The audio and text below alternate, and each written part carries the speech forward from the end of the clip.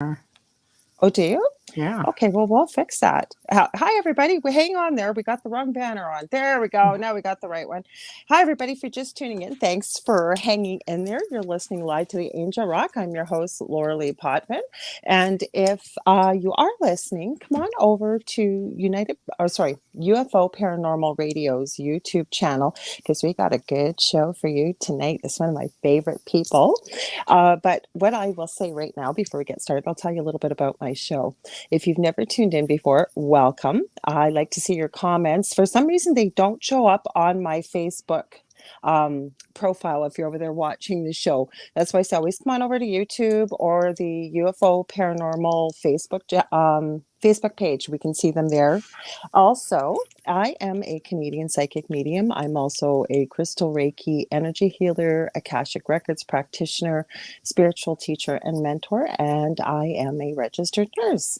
My show, I say I cover all aspects of the supernatural, but we're kind of evolving here. And I'm changing the definition, if you will, to I'm having people from all walks of life through whatever they're doing, either professionally or extracurricularly, that it's their passion and they're making a positive change for humanity. And you know what? We just have a bunch of conversations on this show. That's why I say join in the conversation here because we love to make you part of it and you're part of our family. Here's one of our regular supporters of both of our shows, Dave Petrella. Now, hi, Dave. I want to introduce our guest to you. Sorry, I'm trying to clean my glasses and talk at the same time here. So I know you know her if you're a fan of UPRN, a little bit about her, and then I'll introduce her formally. It's Michelle Desrochers, and she's professionally and actively been researching the unexplained and successfully working in media for the past 18 years. With her area of study focused primarily on malevolent hauntings and demonic attachments, she's considered one of Canada's and North America's leading researchers. She's highly versed in many subject matters within her field, and yes, she is, and has expanded her knowledge to include UFO studies, cryptozoology, folklore, and legends, and anything else that is deemed out of this world. Try and say that 3 times fast. As an international public figure, she's often called upon by the media for paranormal consultations, for television and other related media, and books months in advance for appearances. She is co-producer to the very popular radio show right here on UPRN Wednesdays and Thursday evenings, The Outer Realm, to which she co-hosts with her friend and teammate Amelia Pisano, and The Gray Zone Uncensored, that she co-hosts with friend and producer Joe Montaldo, who is also the owner of this network. And I always give him a shout out and say thank you to him. So thanks, Joe. She has a passion for old world and ancient history and architecture, to which she is always and continues to excel in. Combined with her love of travel, not only did it lead her on an incredible journey. Sorry, I'm losing my place here. Sorry, I'll start over. It led her on an incredible journey of exploration into the locations that she has always dreamed of visiting. But it opened doors to venture into locations that others have been denied access to. She considers herself an explorer of all that would be deemed otherworldly. She credits her multitude of fans within the international community which continue to feed her drive for answers. She lives in a haunted manor house and coexists nicely with the many spirits that dwell within its walls. And I have seen examples of this when we've done live panels. Welcome, Michelle. What a bio. I had to read Thank every you. word. We couldn't miss Oh, you didn't anything. have to. That's the short one. People It's do a the short one. bios for me, and I'm just like, well, then. And Thank you. Thank you. look who's tuning in. Oh, I know who's Speaking tuning of in. He's going to Joe. harass me through this whole show. Well, you know, he's Oh, going to harass us. That's our Joe, right? He that's likes to okay. tease us. God, where do we start? You know where I am going to start? I'm going to start with you where I start with everybody. So how did this all start for you? How did it all start? Um, well, I mean, I The think big question, right?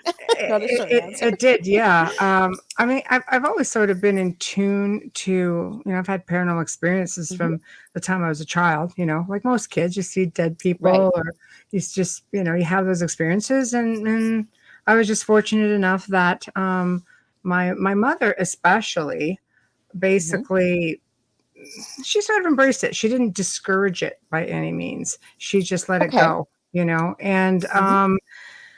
from that point on, like my father was a different tune because he was just sort of like, no, he doesn't harass me. I know, But I had to highlight it. you know, no, he's pretty good. He's pretty good.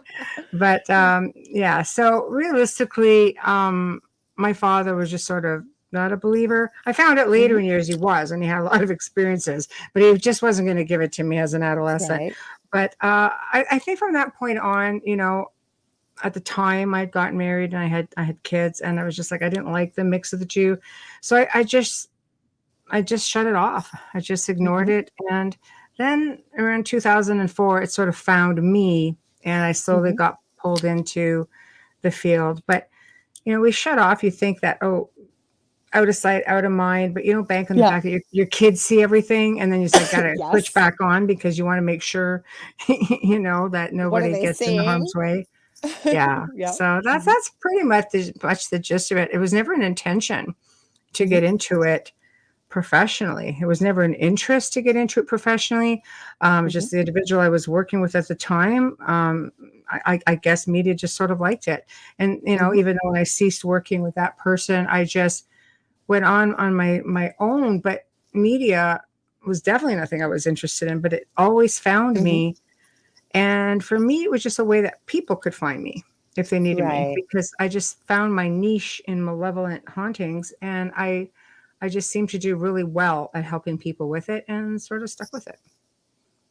Yes, you are, because I tell a lot of people, because we've been on Paranormal Survivor, which you consult on. I know you do quite most of the episodes, if not almost all of them. And we didn't know you at the time. Yeah. And I remember when we talked to the producer, it was one of their contact papers for the people for the producers, and they were just getting ready to wrap up the season about 5 years prior to today. And I happened to contact this girl. She was just an angel.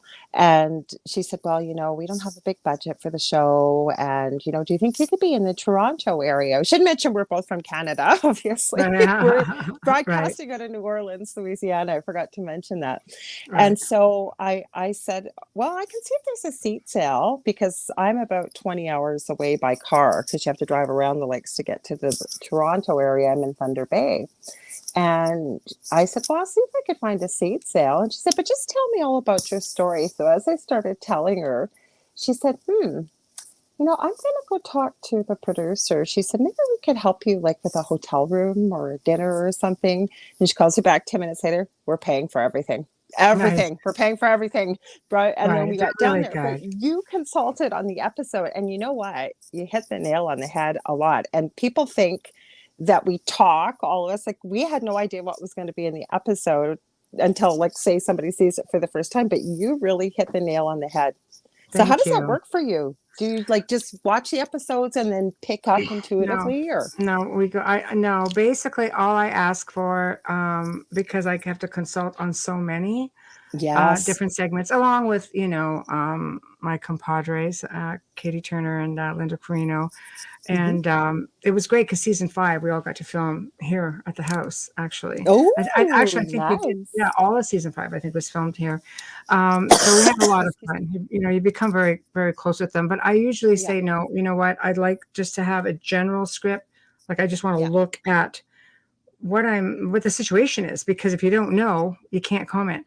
And then you spend hours, you know, they'll come in and say, okay, you're going to spend the next, you know, 3-4 hours and on case, let's say 14, 15, 16, 17, 18, like there might be, you know, 10 different ones, and you're giving 5 answers for every, you know, segment, basically. And there's a whole pile of questions for every segment. I might have 20 or 30 questions for each segment. So it does get to be, it is a lot of time. But for me, it's just, I find it, I just boom, boom, boom, boom, boom, because it's all stuff I already know. Right. So a lot of the So questions are very generic. okay, so you don't even get to see the episode then. You just, like you said, get a bunch of questions. And The mind you, that's a episodes cool, haven't even been put together yet. Sorry.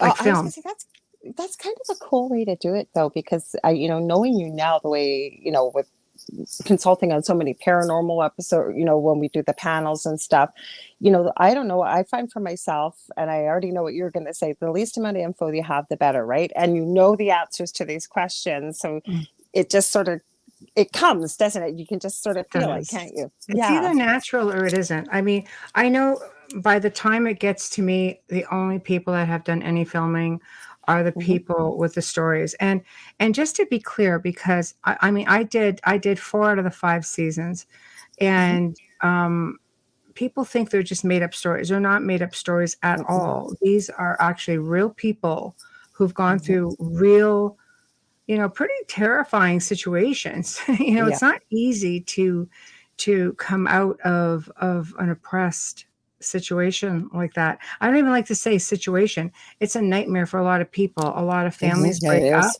A lot of Yep. families end up having to go into counseling because you're dealing with, parents who maybe don't know how to protect their children. They feel helpless.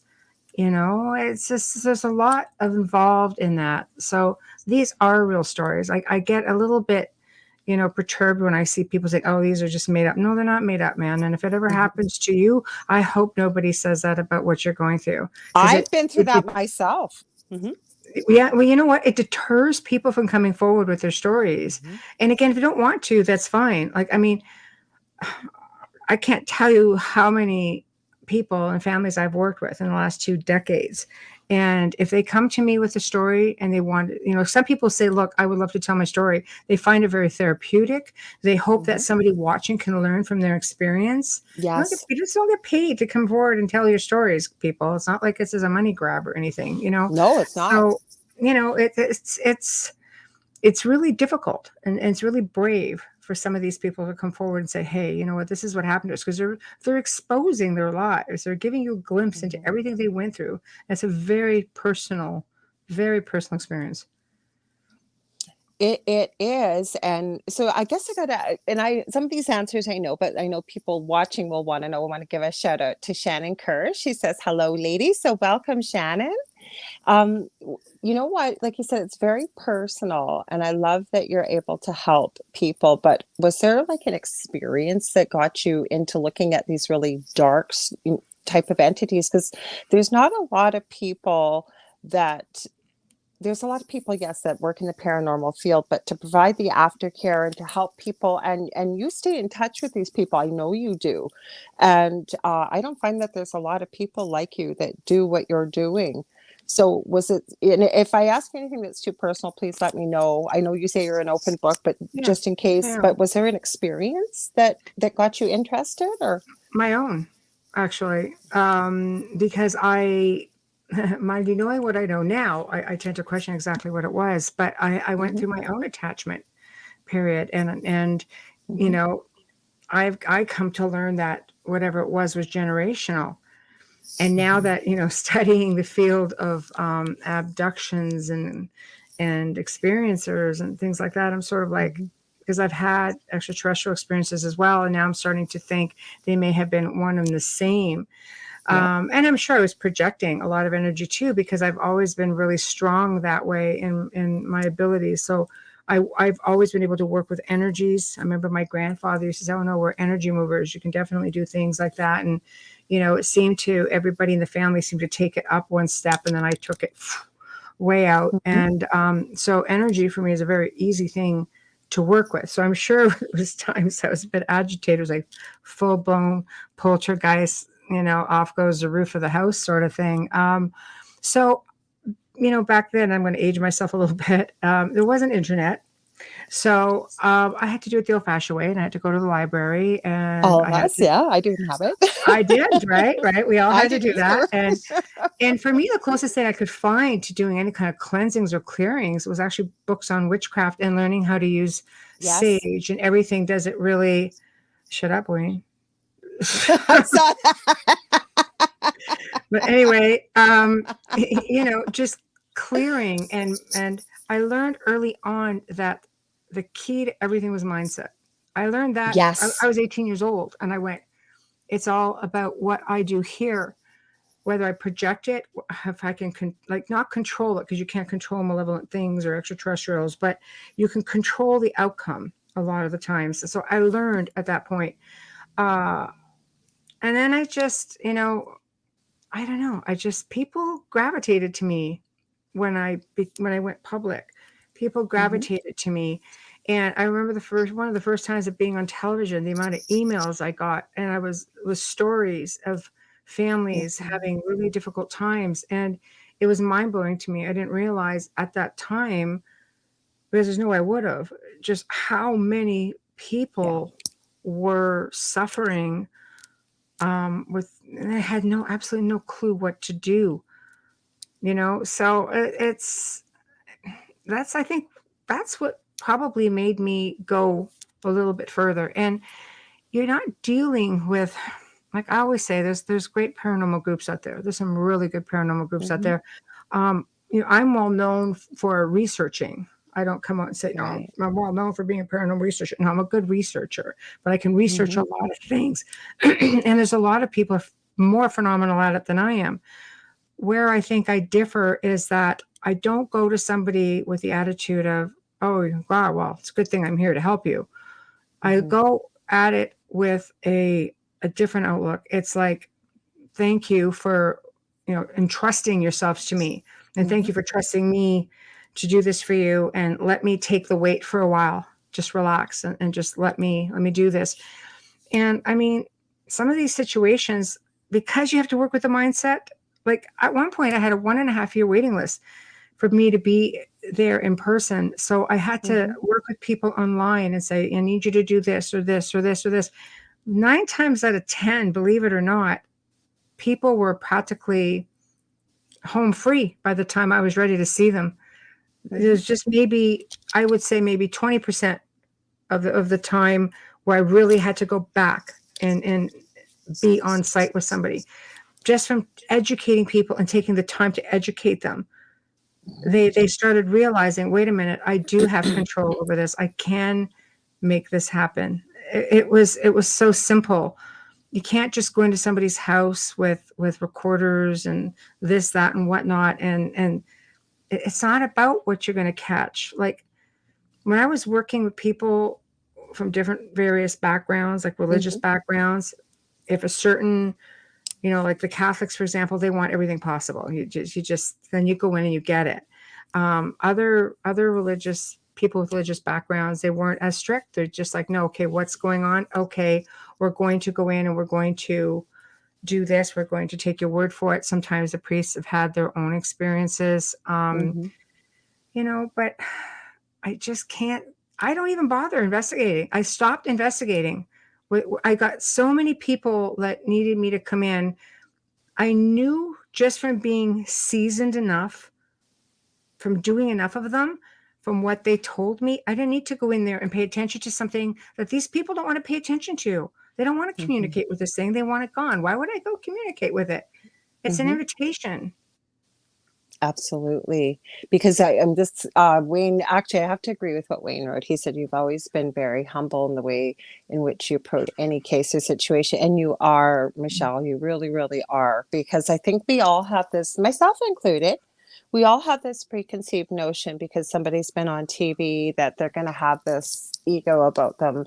And you're very humble, very down to earth. And Thank but you. would you say though, that kind of goes with mindset with energy. We've talked about it's a little bit of a cheat because we've had many of these chats on paranormal. Yeah. When we get the group together online here and we do a show.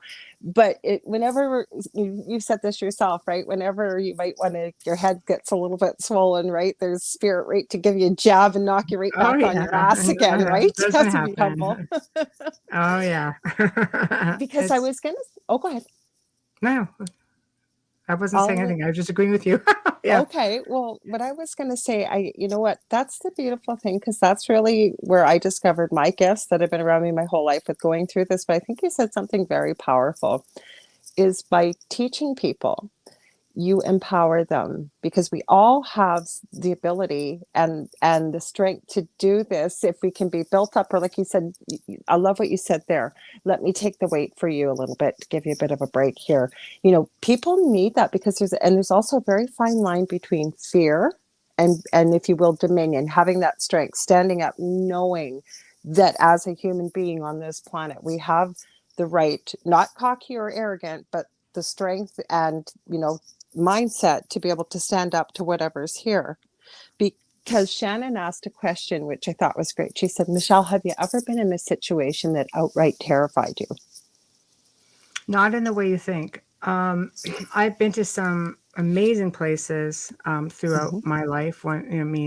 Most haunted forest in the world, Hoya Baciu I was Forest. thinking about that with the Yeah, trolls. I think you talked about that on air, right? I'm happy to talk about it, absolutely. I'd love to hear it The again. answer to this question, not in the way you think.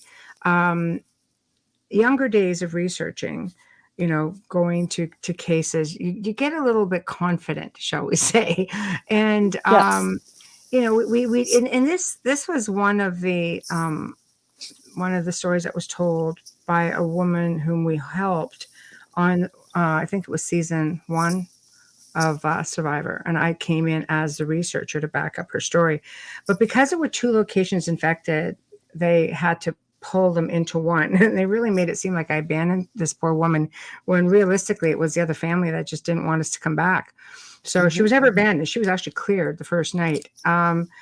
But you get a little bit confident or overconfident, and you think to yourself, I think I did everything right on this. And you don't think beyond that. You don't think, however, that your people, your family can be affected, by people you love can be affected. And my daughter was the one who actually got affected. Oh yeah, she actually lost her sight. Blind as a bat for about a month, because we were supposed to go back. Oh yeah, she went through every test imaginable, psych tests, obviously, because if you're under enough stress or going through something, you can physically do that. The brain's a funny thing.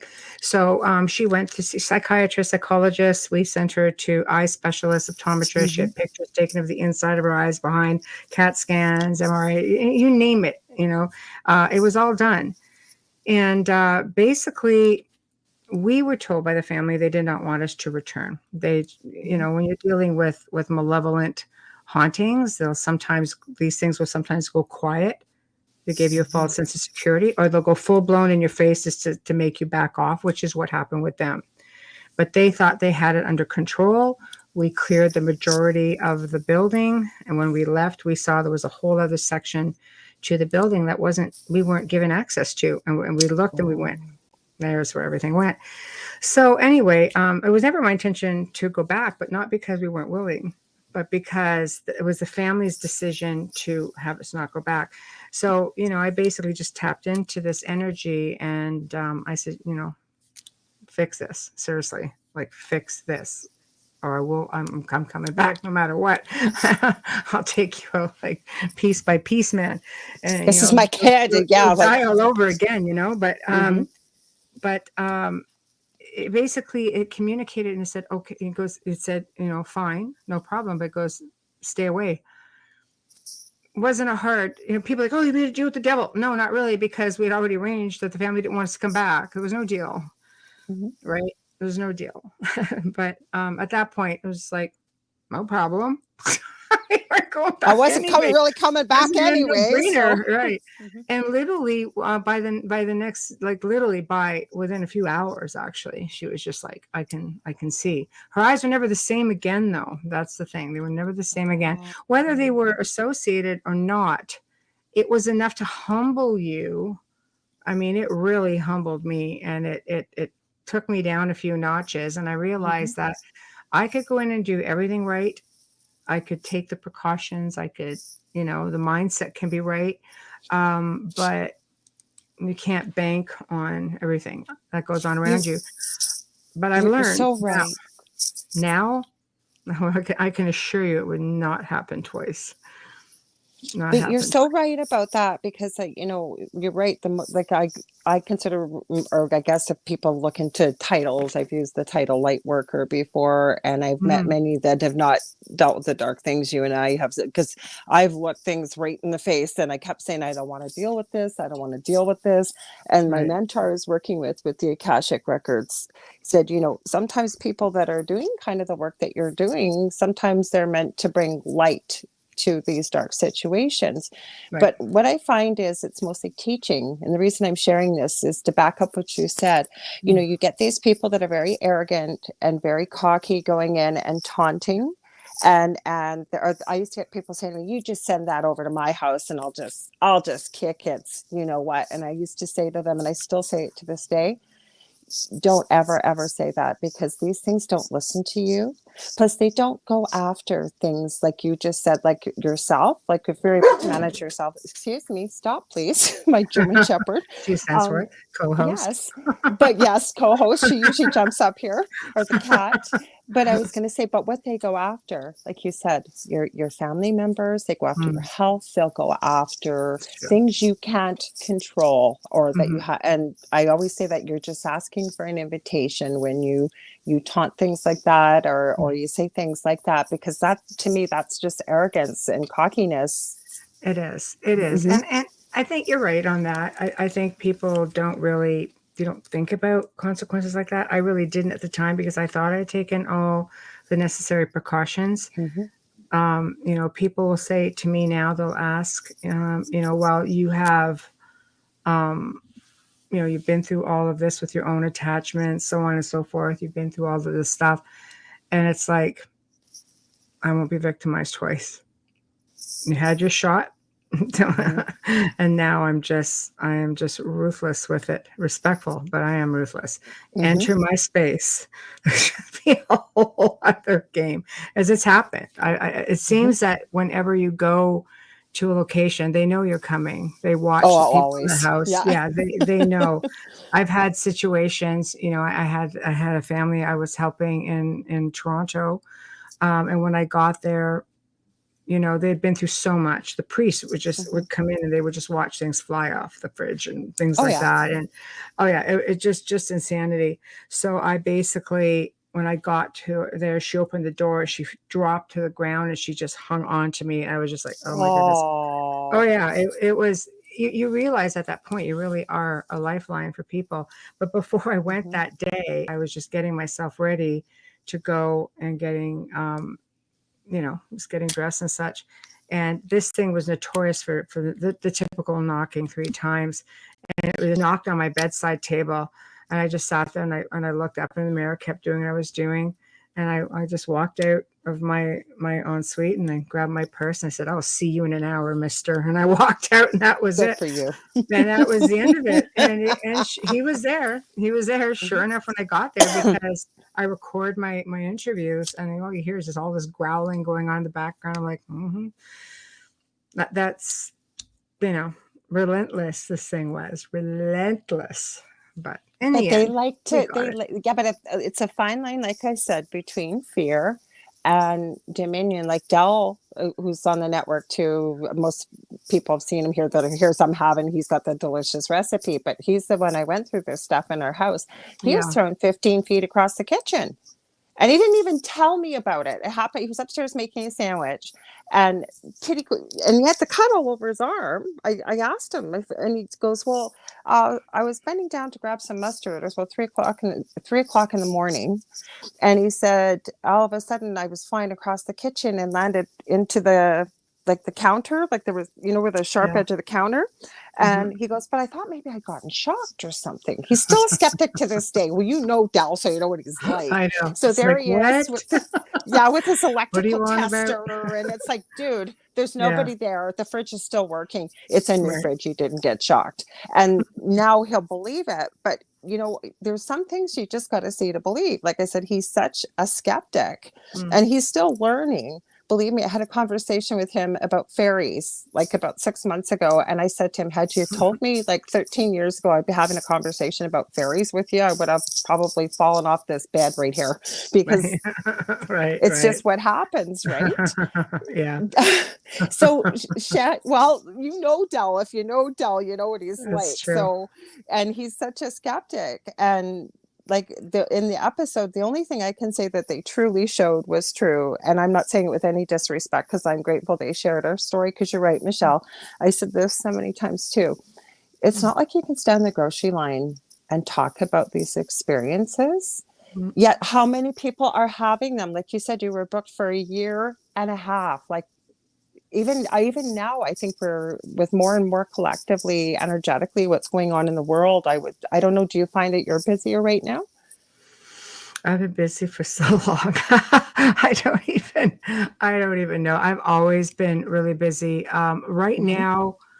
Right now, I think we probably do, I don't know, 30. It sounds really bad, but we do 30 people a week. It just sounds terrible, but we I'm really not do. laughing at the people, just so it's not. But it's all done like remotely now, so it's a lot Right. easier. You go in with energy, it's a lot easier to fight Yep. energy. It's just a no-brainer. Um, Mm-hmm. but we find because of the state of the world and people are depressed, people Yes. are struggling. There's just so much going on that's actually affecting everyone. I mean, everyone just Yes. gets affected differently. And I think maybe it makes them targets. Maybe they just have more time at home. Maybe they have addiction issues because there's more time Mm-hmm. at home.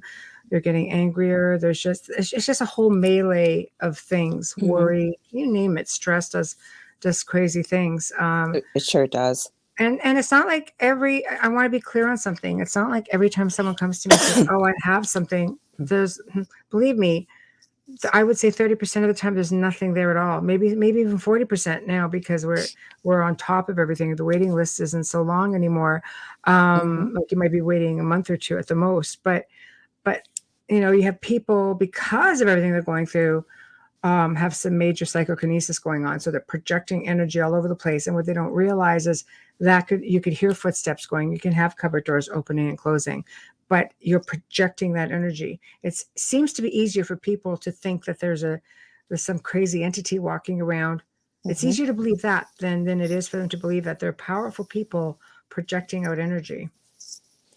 Can we talk about that? We got a ton of comments and questions I want to get Yeah, to, of but can course. we talk about that? Because I think that's important for people to understand, because that's part of my message I teach people. As human beings, Mm. we are so much more powerful and incredibly capable of so many things we've been told are never possible, like telekinesis. That's a big one. Mm-hmm. People would think, oh, it's like poltergeist activity. It really is. But you're Mm-hmm. projecting that energy. You're putting Mm-hmm. that out. And I've seen people do some unbelievable things. My daughter used to do it going through, puberty. She would call me Oh. and she'd say, oh, there's a statue, because, I had the statue that I just had on the table. It was pretty heavy. Mm-hmm. She was, it's moving across the table by itself. Well, I know we're not haunted, so knock it off. I know that's you, little girl. So Yeah. stop it. And she'd say, Yeah. what? Oh yeah. So she'd calm herself down, and then Mm-hmm. the activity in the house would stop. Things would just start going on. And we did have a spirit in that house as well, Mm-hmm. until he was moved along and he was depressed. We can always tell when he was around, because then she would get depressed and then she would start projecting, Wow. and we'd be just like, okay, here we go. So projection, yes, we're powerful people. We're powerful as energies. Remember, people, we're just soul energy having a human experience. At the end of the day, we are very powerful. And some of us are able to project beyond the physical. Or anger. I find Anger's a anger is big a one. really powerful That's a big one. emotion. Yes. Mm-hmm. It's, Because so sick. so much movement with it, right? Oh, yes. Mm-hmm. Watch me go. So yes. But it's very common for young girls, especially going through puberty, Yes. or women going through menopause. Those seem to Interesting. be, not that young guys can't do it or guys can't do it, but women were just emotional creatures. So Yes. we just project, differently. Especially a teenage girl, and we've all been there ourselves as females, Oh but going through yes. puberty, I mean, you're up, you're down, you're all over and the Oh, same I'm thing really sure with my menopause. parents went through a heck of a whirlwind. I'm sure of it. So, I always said I didn't want any daughters, and I got what I wished for. I got boys. Oh, they could project just as much, believe you I me. know. Well, Oh, especially both of my boys. And that's an interesting thing too, because when I find as parents that we're, very intuitive or aware of the gifts that we have, I don't know if it's one half of one or the other, but I find that children, any parent I've ever asked that has gifts, well, what about your kids? Right away. Oh, yes, yes, yes, yes. Or my son with autism, he wasn't even verbal till he was about 6 or 7. But when I had somebody come to my house, that was the only person that came at the beginning of all this paranormal stuff to clear the house. Right. And she must have been meant to come, because when she came, I did a bit of research. A friend had recommended her, and I found out I used to work with her mom. Her mom was a secretary at, I used to work for something called VON, or Victorian Order of Nurses. And I Right. wasn't aware her mom had just passed. So she came up the door and said, my guides and my angels have told me to come here with everything I have, that I'm in for the fight of my life. So we just sat and talked for about 45 minutes, and I told her how much I'd loved her mom. And she was really honest. She said she was still grieving her mom and what have you. But she met my son with autism, and it's hard for people with autism usually to have eye contact. That was okay with her, because they had a whole conversation. He wasn't even looking at her. They were laughing and giggling, but there were no words. And Mm-hmm. she was telling me all kinds of things that were going on with my son. I knew she was the real deal, because for Right. my son to be laughing and interacting and what have you. But my whole point is with the energy, like, Mm-hmm. he's all over the place. When it doesn't matter what sex you are, if you don't have a communication system, right? Mm-hmm. You're going to Yeah. see a lot of behavior and what have you. Sorry, I'm Oh, getting off topic here, no, not but at all. We're right in tune. We're right in tune. So, so Shannon asked, because I wanted to ask you about that, because I remember you talking about this, and it was so fascinating. And it was about I think it was when you were in the forest, the haunted forest in Croatia. Wasn't the trolls there or something? You said you saw all kinds of crazy things in that one forest. it was actually the Hoyabachi Forest in Romania, which Oh, is Romania. Right. is Okay. yeah, it was at the time, and I think it still may be considered to be the most haunted forest in the world. Wow. Some believe it's a suicide forest in Japan, but I think it just dropped down Mm-hmm. there after I think Romania finally bumped itself up there with some experiences. But it was an interesting experience because I didn't know a lot about it going in. Mm-hmm. Um, the girls that I was with are not only friends, but they're also team members. And Adriana's Romanian. So it's like, oh, we're going to go over here. Perfect.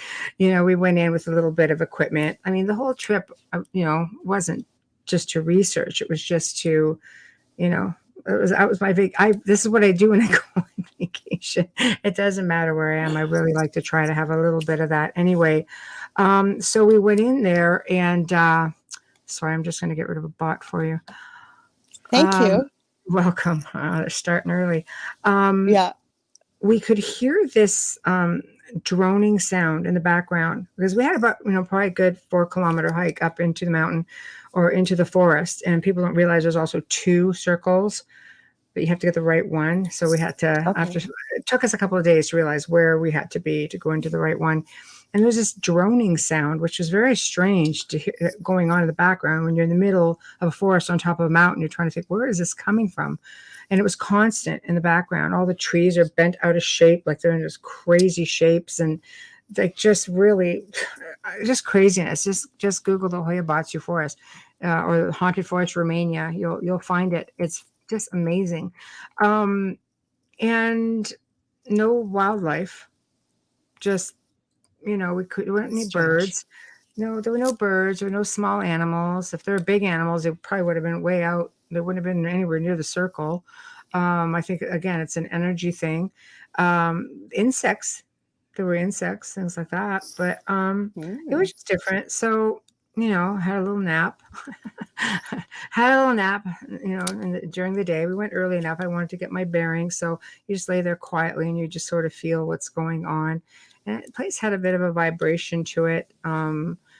But it was so many experiences that happened that night. I can't even begin to tell you how many experiences we had that night. And it was on the night of a supermoon, and people like, oh, you just want to be there for all the energy. I'm like, no, I just want to see my way out in the middle of Mm-hmm. the Yeah. night.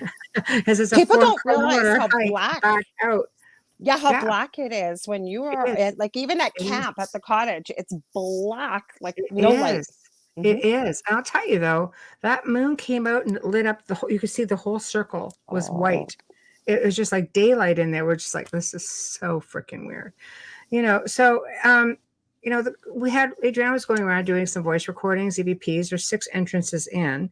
And, Mm-hmm. we had some little experiences throughout the day. One looked like, could have been an apparition just because it was this like little gypsy man in a horse Mm-hmm. and cart. And Cool. we're out on a mountain. We're like, how'd you get here? Yeah. And he went through one entrance out the other, and we looked for him and we couldn't see him as he was just like, okay, whatever.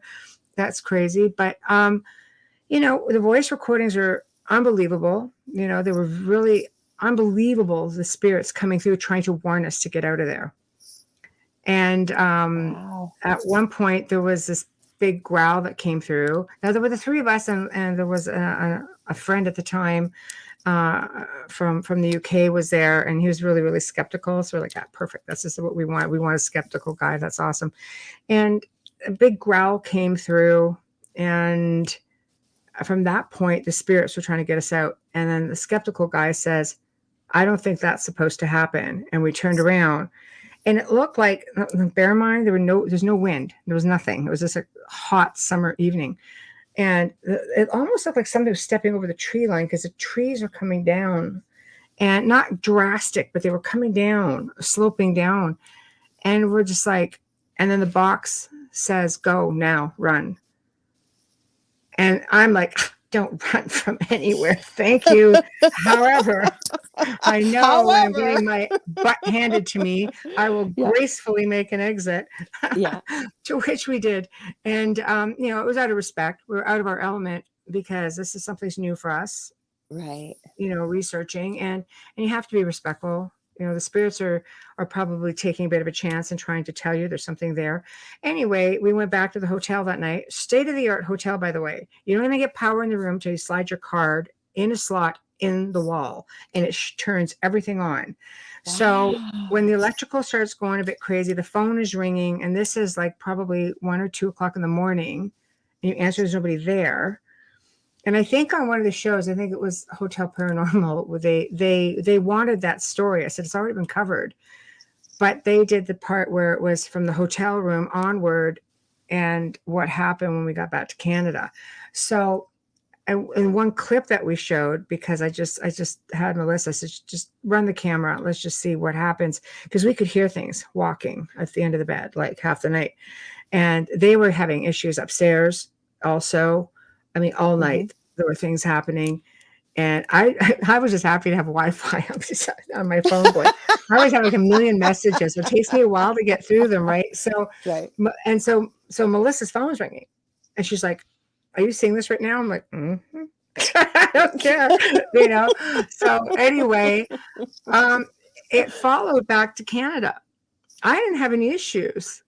The girls had issues. The girls for years had issues with the phones going again. And almost like, it was just extending its reach and just letting them know we're here. And that's the way it goes. We know where you are. Well, they don't forget you. They don't forget your name. They don't forget who you are. Like you said, they know when you're coming. Yes. Yeah, and that's the thing people I find have a hard time understanding is people will, come to me, I'll do a reading or some energy healing, and, well, do you have an office, or like, do you do it out of your home? No. Well, how can that be? And it's like, you don't need to. Once you start looking into energy and understanding it, and then I usually, if somebody's a little bit scientific, I'll say start looking into like quantum physics, or there's been so many studies on this to prove it. And then as a last resort, I haven't had time in the last year and a half, but once in a while when I have time, I go online live, and I just, we do a little bit of teaching. I do 1-question readings, and there's people halfway across the world. So I pointed this out to this person, and I said, remember, you were there. I said, there was somebody, I think it was from Italy or somewhere. And I said, there is no space, distance, or time on the other side, right? But I guess as our human brains, it's hard for us to kind of wrap our minds around it. I think so. I think so. I mean, they're not bound by time or space by any means. Mm-mm. But we did come to find out that there was a no-fly zone over the forest, and that, Really? yeah, we truly believe there's a portal there for sure. You could hear it. I think that droning sound was That probably I was what it just was. going to ask you, what was that? Was I, it energy, do you think, or? yeah, I think it was. It was just like a droning sound that was constantly in the background. You know, it's known as Romania's Bermuda Triangle, and it was named Hoyabatsu Interesting. after a shepherd who went missing with something like 500 sheep. It was something really crazy I think I back did there. hear about that. Yeah, Yeah, all the sheep back in went the missing. day. Yeah, and then a little girl actually went missing, and it was an odd case because she actually went missing. 5 years later, came back, still 5 years old, but not right. Her mind was just gone. Like she was not right at all. Still had a little dolly. Wow. So, do I think it's a portal? Yes. Yes, I absolutely do think it was a portal for sure, without a doubt. People see UFOs over top of the mountain all the time. I That's a great thing. remember. Go ahead, sorry. It's a great thing about camera phones now. Everybody catches them. I remember that from Nuke's top five. As soon as you said about the, sorry, my mind goes a million miles a minute here, because I popped that in there because it was a woman that spoke Romanian, but English, and I think she was from the US, and she was visiting, and she went in that forest by herself, and she was Mhm. super afraid. She was talking about the shepherd missing the sheep, Yep, and behind her, she didn't see it. There was something in it. Oh, I'm getting goosebumps. In a cape, and it was following her. She didn't see it till after she reviewed the footage, that's and true. people told her, yeah, she was crazy to go in there alone, and she did go in alone. You know what? It's one of those things. I think Ghost Adventures went in there and had like a miserable experience. We were like 3 days behind them actually, Mm-hmm. which was kind of funny. But Yeah. for the timing of everything. But before that, Destination Truth filmed there twice, Mm-hmm. and it was actually the one of the professors and his team from the University of Cluj, which is where the forest is located Mm-hmm. in the area that it's located in Romania, and they did all the recording there. People have like horrific experiences in there. I can't complain. I got off like I'm having the freaking time of my life, you know. Mm-hmm. But you know, it they don't want you there. That's it. We were followed the whole way out. We could just hear crunching in the leaves and things like that. We knew there was a huge orb right in the middle of the trail. I don't put a lot of merit. Like I won't say I don't put a lot of merit into orbs. There are true spirit orbs, but Mm-hmm. when you're in the middle of the woods on a hot night, you're kind of like, you know what? It could be pollen. It could be anything, but except for the fact that there's only one, and it was big, and it was just hovering over the trail on our way out, you know. So it's like, Wow. well, that's a cool looking thing, and it I just don't give it to them. I'm respectful. I'm like, Yeah. yeah, okay, I'm gone. I'm gone. Mm-hmm. You know, Like I it's said, acting that up was, in the room. I'm on my cell phone, internet. well, but you have a point there, because, like I said, again, there's a fine line between fear and standing in your knowledge and strength without being aggressive, but being firm. Because I remember for the longest time, that's why I became a researcher, not like how you research, but I was doing this 18, 20 hours a day, talking to people. I had to find out what is causing this. And you know what I realized? It had to come from within. And I think the reason why this happened was I wouldn't be doing what I'm doing today. I don't think Dell would be doing what he's doing today had we not been through that experience. So I don't look back on it in anger. But when something can pick up a 170-pound man and throw it around like a rag doll, Yeah. that's where you kind of, but like you Because said, it's all once you, energy. exactly. But It's once all you start, energy. You can't mm-hmm, gauge power of just energy. I mean, God, I've mm-hmm. seen that like I don't know how many times. Wayne, it's a fine line between a hero and a fool. It's true. He's not wrong. He's not That's wrong. true. That's true. It's like you don't Eh, go poke the tiger in the cage, you know. Well, no, that's true. But Mm, like I said, mm. I think it comes with respect, is the word, respect, right? Knowing to stand your ground, knowing when to leave. Like you said, I don't run from anything, but I was I'm going to respect that I was told to leave now. That's what it was. I'm like, all right. I don't I hear run, you. but Mm-hmm. I will leave for sure. Mm-hmm. We took our time. We didn't hightail it out of there by any means. We just, Mm-hmm. you cut your losses, you go, because we had a very strong presence with us the entire time. I could feel it at my back, and I had it, it's like, okay, it's curious. I'm just going to be respectful, leave it there. And that's how it went. And it really wasn't that bad. But after a while, it was kind of like we were playing with, or, communicating with all these spirits, and we had baby bear behind us. And then all of a sudden mama bear comes over the fence, like, shit, there's a bigger one. Okay. I This gotcha. I can't be gotcha. good. This is not going to end well if we just don't go. And when the spirits are like, go now, run. All right. Mm-hmm. We got it. And we did. And it had a long reach, but I had all kinds of paranormal experiences in Romania. I mean, I couldn't tell you how many times I had my name called while I was there. When it was like 7:00 or 7:30 in the freaking morning, we were in Bran, which is, most people know, Bran Castle, while we were in a little villa not far from the castle. And it was like, Melissa and I were bunkies, and she sleeps like a rock. Anybody who knows Yeah. her will laugh and say, because a herd of elephants could go through, and Melissa will not wake up. Right. Seriously, you could tip her right out of bed and she still won't wake up. So, I wake up, it's like right in my ear. It was like, just like that. I was Oh, like, yes. freaking hell, and I look right at Melissa, because I was like throw a pillow at her or something, because I'm thinking, what are you waking me up this like inhumane hour for? And she was out. She was just out cold.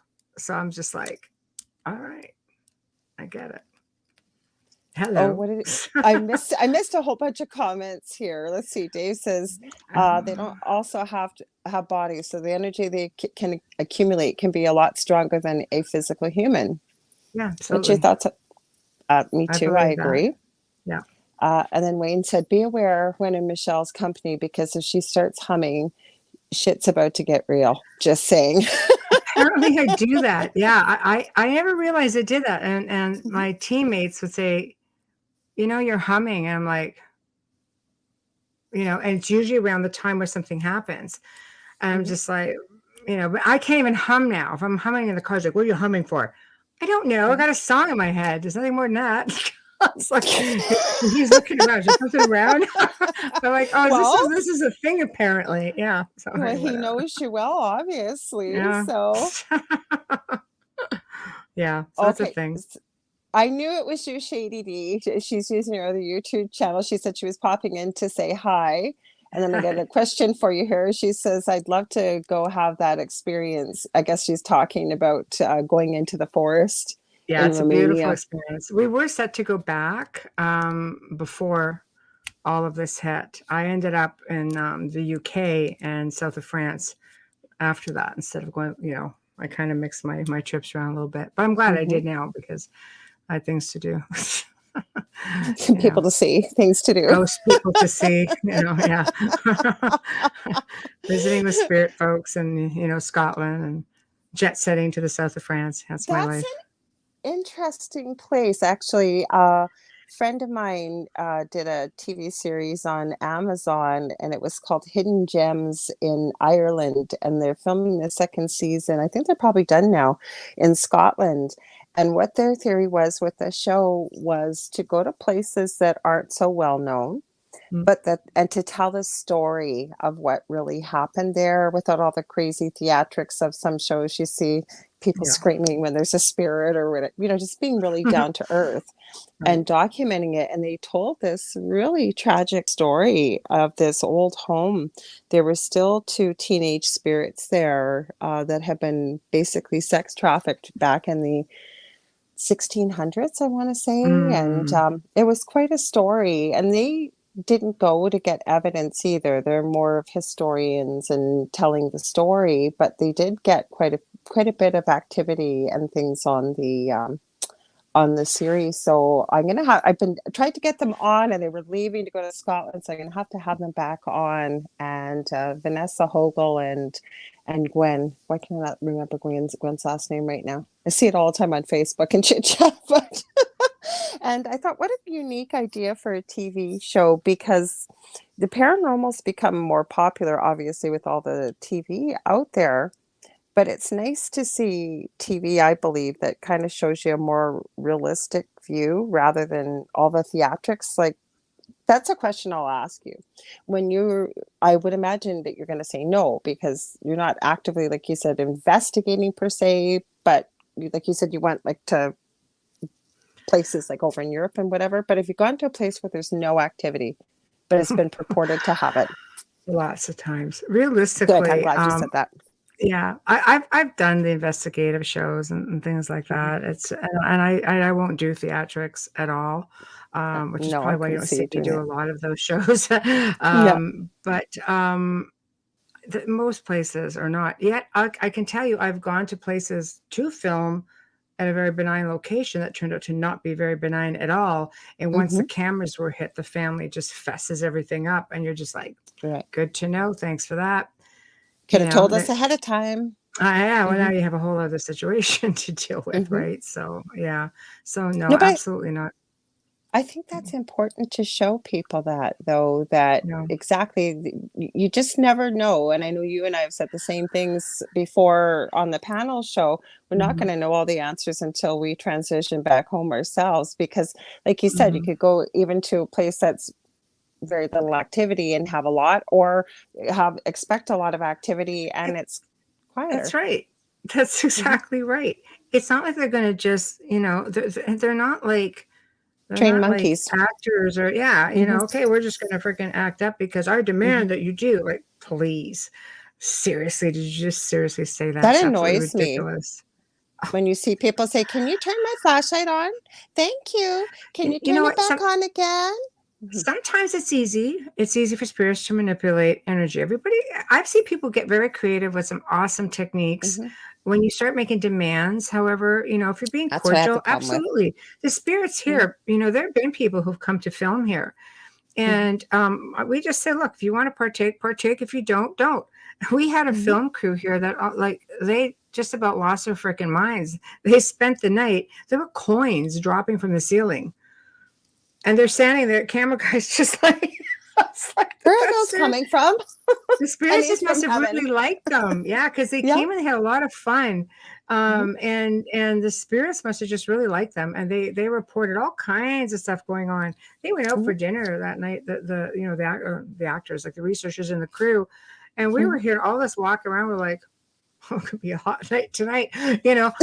But they were spirits were just so into it, so Right. it does happen, but I Mhm. don't think we have the right to go into someone's home, Exactly. to investigate and start making demands and stirring things up, and then, oh, Mhm. we get to leave, and we leave the family there behind to pick up the I agree. pieces. Mhm. And I've seen that lots. What was that? Yes, it was just like a big crack in the next room beside me. So Say hello. I'm Well, alone, I just for the will I record. will attest to this, you guys. Michelle had this clock behind her. I've seen shadows behind her before, all kinds of things on live panel shows. But you had this, was it a clock? An antique clock It with was no an antique battery or at the anything. time, yeah. Yeah. And it kept ringing, like dinging, didn't it? Yeah, and Yeah. it was actually off for 2 years because we Hmm. had been filming here prior to the pandemic, and, there were probably 3 shows that filmed here, and, they needed the clocks turned off because they all chimed, and Hmm. we never put them back on. We Yeah. just forgot about it. Maybe it So, was a reminder, because it kept going off during one of the shows, and you I you know, and kept I'm just I'm like, sitting here going, it's just there's no way. It's not wound yeah. up at all, so Yeah, and you're it did. welcome. You even showed us. Yeah, you even showed us. But you have a Yes. family, right? You have a family that, like a family, you call them a family of spirits, right? Yes, right now the lady of the house is here most of the time, but Mhm, we have a lot of drive-bys. It's really strange because I've had so many people message me who have seen the house, and like mhm, a lot of really gifted people, and they'll say, "Do you know, mhm, like your house has no walls?" I'm like, well, that's very possible, which makes it a drop-in place. So we mhm. basically, like when Amelia and I will work with energy, we just built walls of energy. Okay. Just we literally had to build. and a lot of what I've educated myself to do, which we've incorporated into our work, is working with vibrations and frequencies and altering them to make it more difficult for spirits or entities to enter in, or grounding people, things like that. We've done some pretty amazing things, but it does tend to get drive-bys. We do have like ET presence here also. Mm-hmm. The ETs are the one, they probably hear more of the spirits. The spirit lady, she calls them, what does she call them? The little people or something. It's just weird. Like she goes, oh, Does she? the little ones are here. Yeah. And we get the tall ones, and when the tall ones come in, she won't, she likes the parlor, but she won't be here. She'll go off to another area. Does she say why? Does she just not care for them? I don't know. She doesn't seem bothered by them because she's not stuck here. She's fully ascended, so I don't think it affects her one way or another. One of my pups passed away a couple of years ago, and we hear her all the time. Yeah, congestive heart failure. So, unfortunately, she's like my little peanut. But she's with Margaret, the lady of the house, and I hear her bark a lot. I'm just like, all right, here we go, and she'll be with Margaret. So I'm glad that kindred spirits and they hang out. We have cats, spirit cats here. That's what my son told me. My oldest son, he doesn't live here. He's bought his own house and stuff. And he said, Mom, you've got a little black cat, a little kitten here. And I said, really? And he said, yeah. Because both my boys have communicated with animals ever since they've been little. I'm still working on that one. I'd love to be able to do it like they can, but my kids taught me more about it.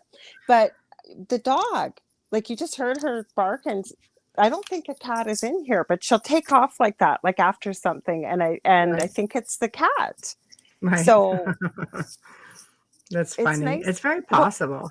We've had people say that they could feel cats rubbing up against their legs and like their calves and stuff. We're just like, well, probably.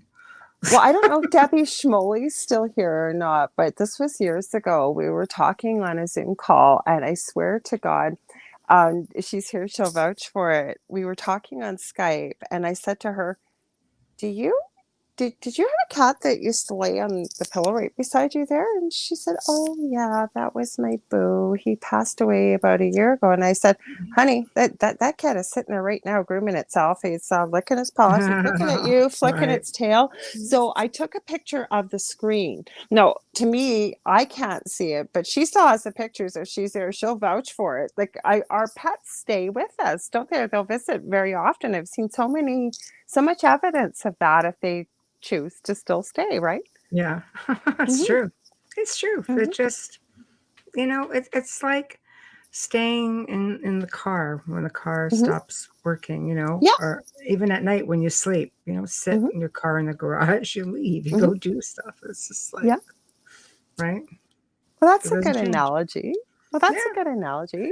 I just sit in the car at night and park it in the garage, man. I go, I work, I fly, I do all kinds of things. Apparently I travel a lot. So when ET isn't taking me, well, that's I go on my own accord. Interesting. Because when you said that your dad, you found out later in life that he actually had a lot more experiences than you thought. My grandmother on my dad's side, apparently a good French Canadian Catholic family, right? She was pregnant every year for 25 years and had 17 children. God love her. Yeah. Anyway, she knew the second that her third eldest son died. She stood up at the table. My dad is kind of like to the middle end of the kids. He was about 12 or 13, and she was from Belgium. And my grandfather, very French accent, and she stood up and was like screaming, oh my God, oh my God. And, his name was Philip. Obviously, my dad was like 12, 13. So I was nowhere around except maybe a gleam in his eye. And as the story goes, my grandfather told her to sit down. You're being ridiculous. He's probably just late for dinner. And I guess what had happened was they used to fix up cars. And my Uncle Philip was in the car ahead. And it was in the 50s. And his friend was behind him, and they were hot rodding. And apparently the door fell open. There was no seatbelt, and his friend ran him over. So his friend knew exactly when it happened. And I think like the time was 6:03. And when the police showed up like an hour and a half, 2 hours later, the friend could say what time it happened. That was the exact time. Wow, it's crazy. Wow. So So maybe he needs to be moved on. I don't know. Well, I mean, that was a long, I mean, I, this was years and years and years I and think years it's ago. also the generation. Like my father wouldn't talk about things like that, but as you know, I grew up and he mellowed out a bit, and he'd go, "Oh yeah," he would tell me all of these stories from places that we had been, like Friend's Cottage. He goes, when his friend died, he goes, you know, we would be down on the lake, and that cottage would have a light on, and he would always leave the radio playing when he went fishing. Wow. and and they could hear it, this radio playing, but there was nobody there because they knew the guy had passed. There was nobody Hmm. there. And then he would tell us stories about UFOs and things like that. Oh, we used to see them all the time. My grandparents used to own an island on one of the largest lakes up in northern Ontario, and my grandfather used to go up there for like weeks at a time by himself. Wow. Yeah, leave your wife and 6 kids at home alone. I guess His go to the holiday, probably cottage. his Well, they holiday. call them, yeah, they call them camps up there, right? Yeah, So we call them camps, not yeah, cottages. that's Yeah. right. So Mhm. they go to the camp, and he would be up there for like weeks and weeks and weeks and weeks, and like he had tons of stories, and so I was just like, it was hard growing up trying to convince you shit was happening.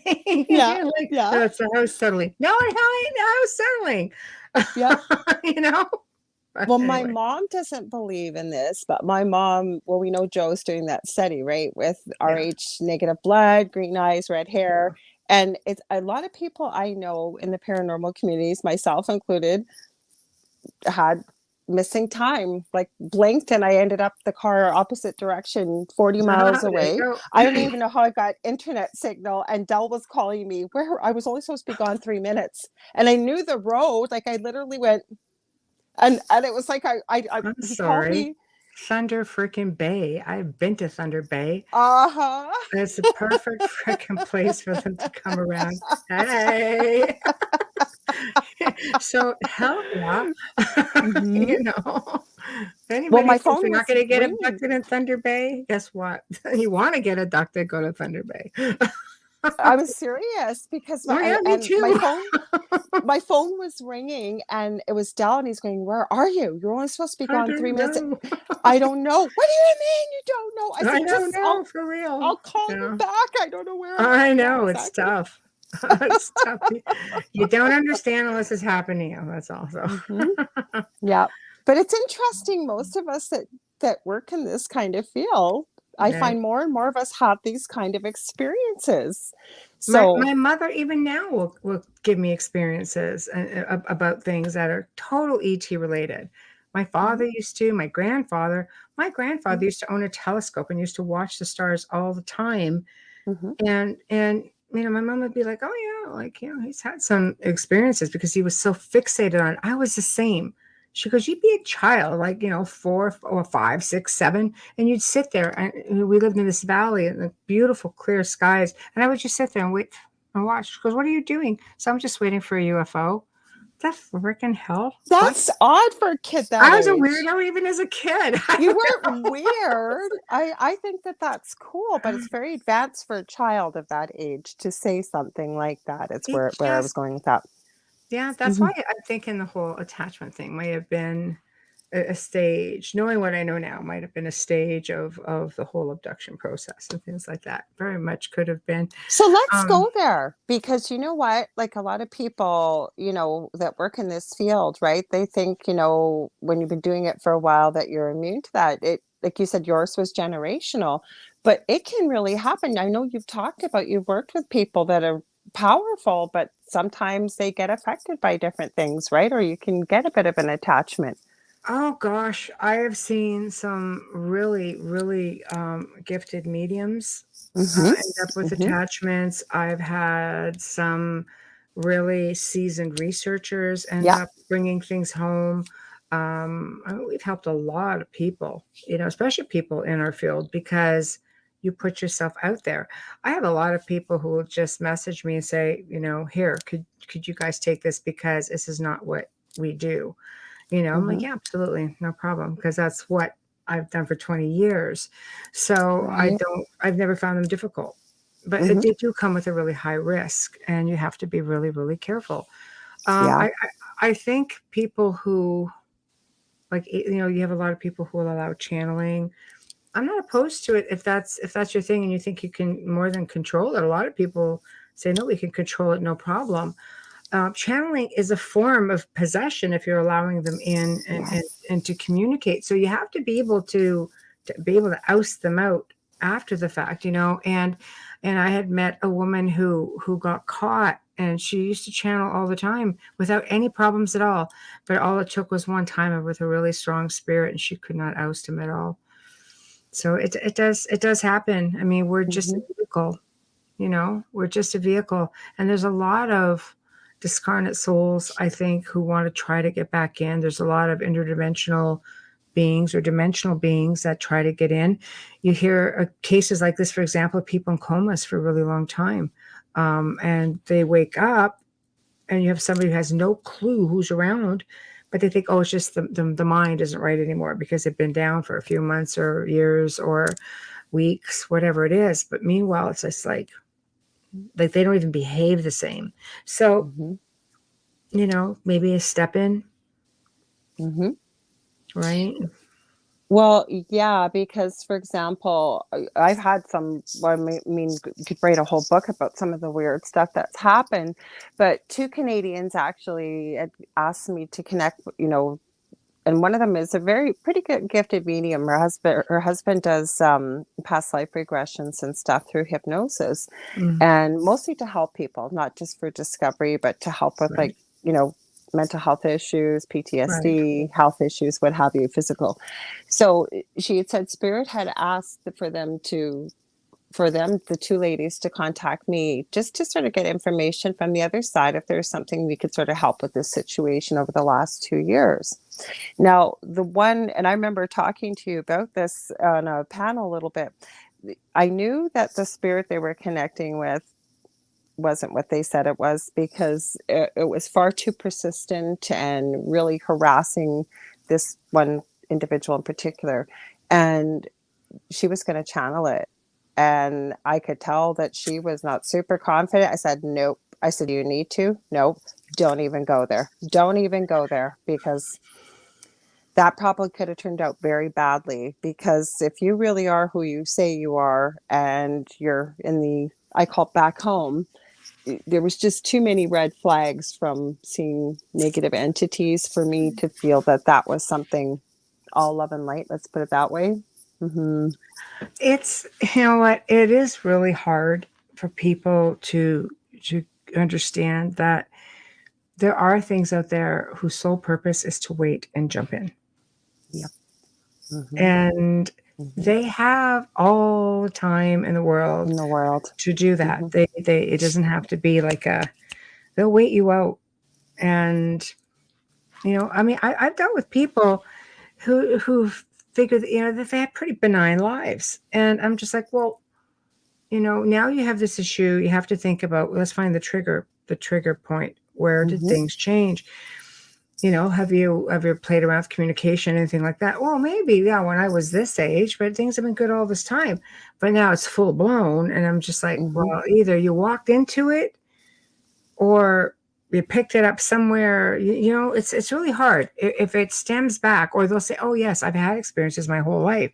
No matter where I moved, there was a problem. Well, it's because you probably have an attachment, or you're a haunted person, as they call them, But I think when you start reaching out for communication, you have to be really careful, because it's not just a Ouija board. The Ouija board gets a pretty bad rap, but it's also something that's made available to children. But then again, so are tape recorders, so are telephone apps, pendulums. Really, it's not hard to get a hold of these things. You can take a necklace to do it. Like, it doesn't take anything. Any form of communication, it literally is an invitation. If you're putting it out there, it doesn't matter which avenue you're using, you are making an invitation. And in doing so, you have to be prepared for the risks. I think that they don't think about that at all, or energy preparation before. Like I will guarantee, I know beyond a shadow of a doubt, you just don't walk into something and say, yep, okay, here I am. There's certain things that you have to do to Mm-hmm. kind of prepare yourself energetically, your space, whatever it may be. At least Mm-hmm. that's, I know how I work. And most people I know that, some of the experiences we've talked about tonight barely scratch the surface, but Yes. Yes. you need to do that. And then there's a process to when you're ending it as well. Because I've met people who have said, well, I told it wasn't allowed to follow me. Yeah, They well, don't you can tell care. them that, but They yeah, that's don't exactly care. that. Thank you. Like I No. care, dude, is basically what they're going to Yeah. say if they really want to go there. Right. So Yeah. I, Batten down the hatches. They don't care. They don't. They mm-hmm, don't listen. mm-hmm, On an average, a good spirit will always listen. But if mm-hmm. they Oh, don't a good listen, spirit. yeah, Yeah. you have to. If they don't listen, and you have issues, you have to ask yourself. What were you really communicating with?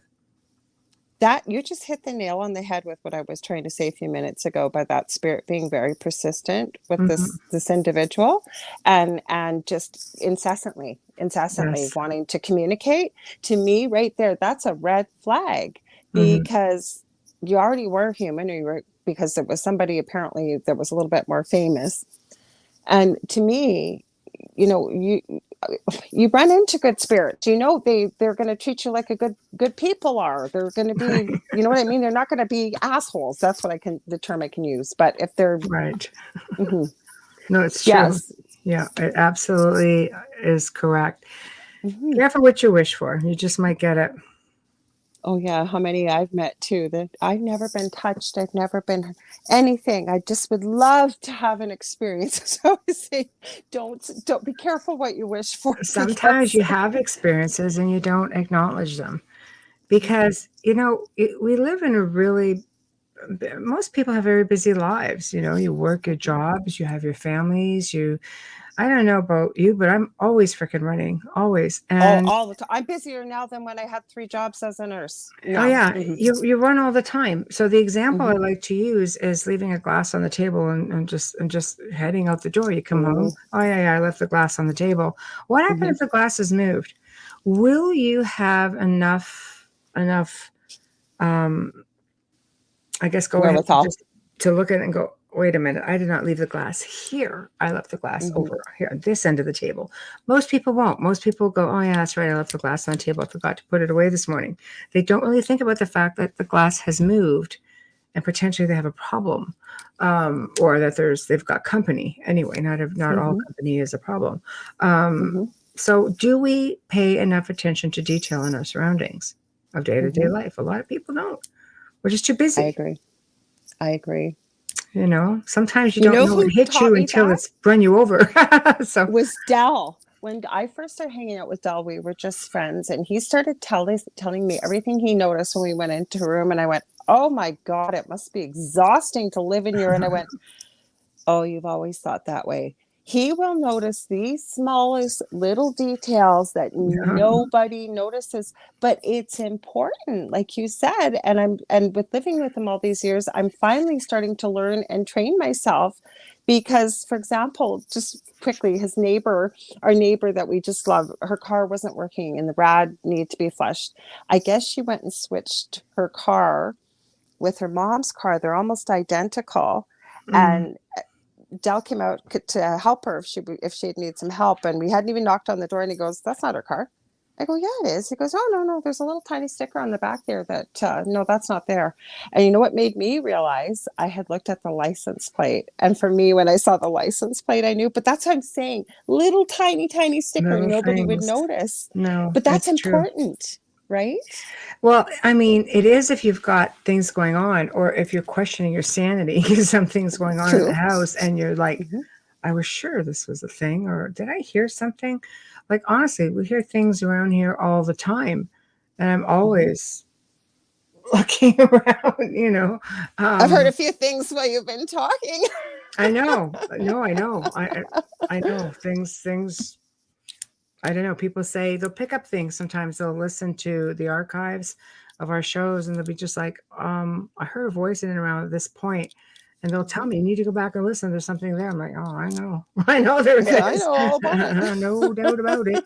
But I'm glad you got the experience. And so, that's all part of it. We're quite comfortable here. So. So now, do you think that this family, or I'm calling them family, but family of spirits that are in your home, do you think they came with the land, or is it maybe did they come because you also collect beautiful pieces from history as well too, right? Mm-hmm. Yes. Mm-hmm. No, the family were the people who built this house. This house is an 1872 Gothic Revival manor house, and the family was one of the influential families in the area. And the Mm-hmm. house was built for her to entertain in. Ah. Oh yeah, and just we'd find little tickets to garden parties and stuff. And Mm-hmm. Wayne's out there, the metal detector, finding little things from garden Uh, parties and these teeny yeah. little fancy salt and pepper shakers and just all kinds of crazy things. He found a thimble one time in the old cistern in the basement. It was a great story, and he had it in his hand, and it Mm-hmm. disappeared right out of his hand. He It's just like, yeah, no way was he allowed to keep it. Yeah, it's nuts. I know. He goes, it Wow. was in my hand. It was like, wow. And he's not one to embellish because he's very skeptical on a lot of different levels. Is that But funny? We're both with skeptical guys, I like know even after he's everything they've very, been through and no, experienced. yeah, no. He's just, you can take everything with a grain of salt, and that's pretty much how it goes here. But there's just a lot more that goes on here. Like I says, I think most of it now is just ET. She's really good with any of it. So Interesting. Now, what about your pets? Do you find your pets react a lot, or Chihuahuas, they react at I everything. knew you were gonna say Everything. I know. They're these teeny little things that are just like, that. yes, they're it's funny because the one that passed would seem to be the most intuitive. Like she would react to everything. These Mm-hmm. guys I think they're just so used to it. They just don't care. Mm-hmm. I mean, it would have to be something pretty threatening for them to even really pay I hear you. attention. Yeah. I mean, they sleep like rocks, like they have this huge, because they're so tiny. The house is Yeah. under restoration in some rooms. So there's this huge doggy playpen, big, massive thing that's out in one of the rooms. Yeah. And so they just stay in there because one, she's blind, she can't see. So she Oh. stays within her perimeter. The other one is just like, it doesn't matter. You can let her run around, but for her, there's imaginary doors and walls. She'll only stay within a little perimeter. It's weird. Yeah. So they're all rescues. So you don't know their history, right? So it's like, Mm-hmm. all right, but she loves being in there. And the newest one, well, she's just like, whatever. I just want to be with my sisters because I'm a sketch bag, so I'm not moving anyway. But Yeah. anyway, they just they lay down. You can see them every now and then, though, Mm-hmm. but they don't really react. I think anything here, something malevolent comes in. It's just like it does, when it comes in, not hard to pop out of there. But ET doesn't bother any of us. Like we're all very, Oh, very that's comfortable good. with them. No, we're really Mm-hmm. comfortable. It's at a point where the house is so big and we just don't use it all. Mm-hmm. As soon as we found out by these specific ones that they didn't really like the LED lights, we literally just blocked off a good chunk of the house that we don't use. It's dark all the time. They roam Mm-hmm. around. It's always knocking them. Sometimes they're just like knock crap around. I'm like, just enough already. Set it Yeah, down up there. I know. It's like having kids. So turn it down. It's just Yeah. stuff like that. But we also have an old antique square grand piano, and Oh. every now and then they'll hit a key, and I'll just be sitting there and I'll hear boom, and it just resonates out, and I'm just sitting there going, it's just like beside me, and I'm just like, there've been times on the Okay. show I'm sitting here, and it amazes me that nobody ever says, I think I just heard that, because every now and then it's like one key will go, and I'm just like, just, Your invisible co-host. I know, pretty much, yeah. It's like, all right, whatever, but I don't know.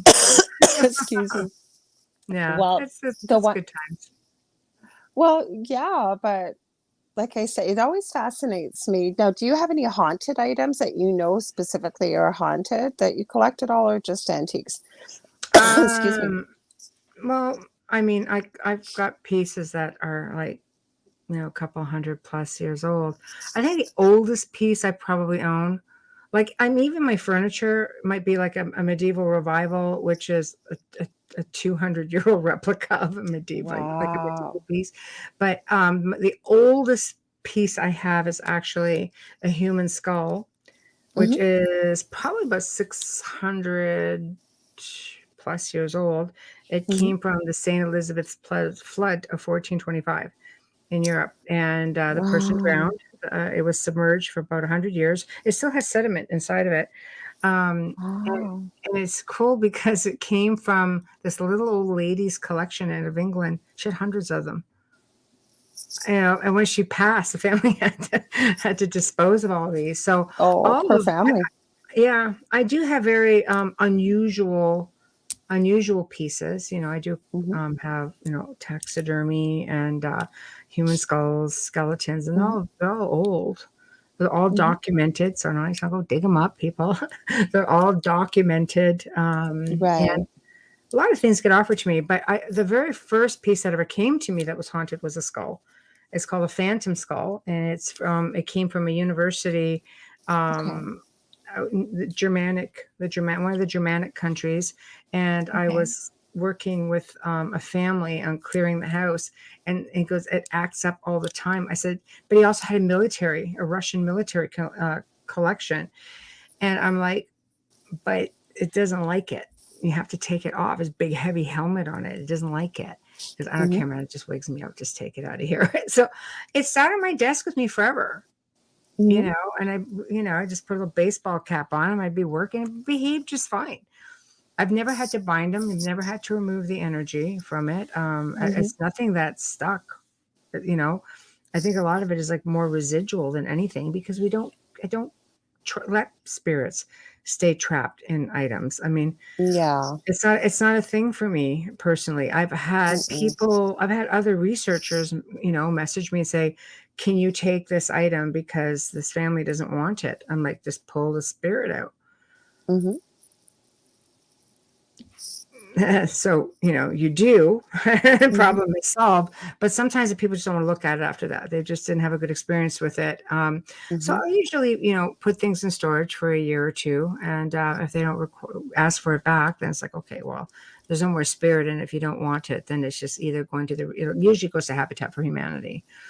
Hmm. Once I know that's completely clear and it hasn't done anything in a couple of years, we know nothing Right. is there. That way it gets donated and goes to someplace, you know, Now aside that's interesting that and I agree with every word you've said about clearing the spirit because I know many people, not many, but I do know people that collect haunted items.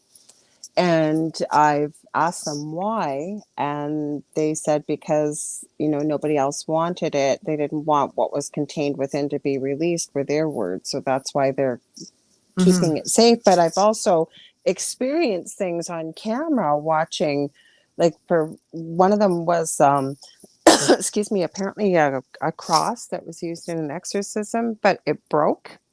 Mhm, And so they had the cross, and that was some crazy stuff that happened with that. mhm. Or they had a bunch of haunted dolls, and the one in particular I'm thinking of had a painted face and would be on camera. And I swear to God to you, that thing would be blinking. It would smile. It would Oh, I believe it. move. Mm-hmm. They're like All little kind. people frozen in time. There you go. Perfect, Not a perfect fan. saying right there. Yeah, Yeah. not a fan personally, but I'm not a but fan of them no, either. no, no. I mean, I think you have some pieces that, if you have certain entities that are attracted to it, Mm-hmm. um, it's almost like you remove one, there's nothing stopping another from coming into it. There are some True. pieces that do need to be kept under lock and key. I've not ended up with any pieces that had anything malevolent attached. They just had spirits attached, spirits that were unhappy, Mm-hmm. spirits that didn't want to have, that wanted to be acknowledged, caused a little Mm-hmm. bit of havoc. But yeah, it's not uncommon if a spirit attached to something that may belong to them either. It's just, they don't care about that once you move them over. They really don't. So, okay, I got a thought for you here. I'd love to hear your theory on when you said there's some things that need to be kept under lock and key. And we know of many pieces I've heard Well, of you that. just made mention of one for sure, the cross, you know. Hmm. So, what do you think? What would be the reasoning for that? Would it be the energy, do you think? Or what's your thoughts on, like, is it a portal item? Like, just interested to hear what your thoughts are, why it would Well, be that way, that you can't clear it, you can't. portals can be closed, no problem. You know, some Hmm. people believe, oh no, you can close it, but you can never remove it. It can reopen in time. No, you can move it. Hmm. Hmm. You know, we've done that without any issues at all. It's really not that difficult. Hmm. But so I don't worry too much about that. Human spirits, Hmm. I don't worry about. Once you move them over, you move them over. But the example you gave is a perfect example. The item used in an exorcist, it Hmm. broke. You know, it has that type of energy. Can you remove the energy? Yes, I believe you can. Um, but because it was used in an exorcism, would it attract something else? Is it kind of Right. marked in a way? You know, um, you just don't take chances with pieces like that. You just keep them Hmm. under lock and key. You know, I hear you. that's just how I personally, Or you like know, I was feel thinking of about it. that doll, like that Annabelle doll or whatever. Oh, You know. Annabelle's a piece of work. I've met Annabelle. She's yeah, she's pretty active. So that's Mhm. definitely something that they keep under lock and key. Yes. Hmm. You know, you have to. You don't want people handling her. I'm just wondering why though. Like, just curious. Like, what's your thought? When I just threw out some ideas, like, or is it just the energy? As Odell's awake now. Oh, He's Dybbuk watching the show. boxes. Yeah, I know, Dybbuk Yeah. boxes. Hmm. Yeah, that would probably not be a good idea just to keep that under Hmm. lock and key too. We almost have to talk to Tony Spira about that with Hmm. Annabelle.